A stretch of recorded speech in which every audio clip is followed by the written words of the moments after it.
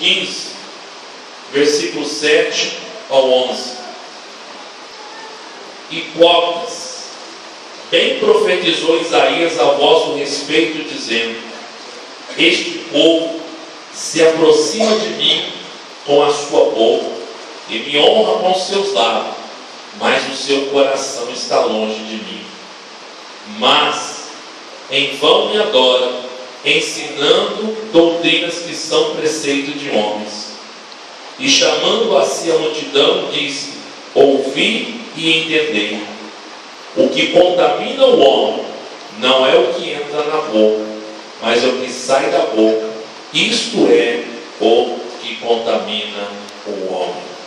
Irmãos, a igreja, o corpo vivo de Cristo, precisa se guardar da hipocrisia. O que é isso? Da falsidade. De lábios me louvo, mas o coração, está longe de mim. E nós, irmãos, como igreja, como organismo vivo, não podemos, irmãos, nos deixar se levar pela hipocrisia, pela falsidade, porque Deus conhece os verdadeiros, irmãos. Deus conhece quem é a igreja. O irmão Ítalo vai se lembrar, lá na congregação do Quintino 2, um diácono da igreja louvou no coral, irmãos, de manhã cedo. Ele louvou lá, deu glória lá, falou línguas estranhas, e o pastor disse assim, quem estava ministrando: muitos que estão aqui na igreja não pode cantar neste coral. Ele estava falando em questão de voz e tudo mais.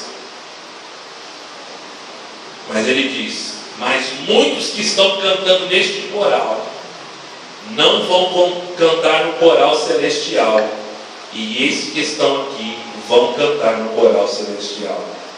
Nós estávamos num culto à noite. O pastor Ricardo estava ministrando a palavra do Senhor. Um dos presbíteros que estava conosco no culto recebeu um telefonema desse irmão dizendo: eu vou fazer uma besteira. E o irmão disse: não faça isso. E o irmão correu lá, mas já foi tarde. Esse irmão se suicidou, se podemos chamar de irmão. Por quê?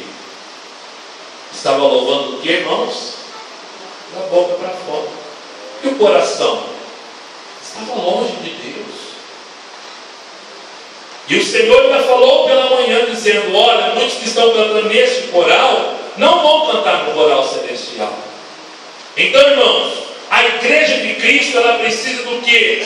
Ela precisa de tomar cuidado com essas coisas.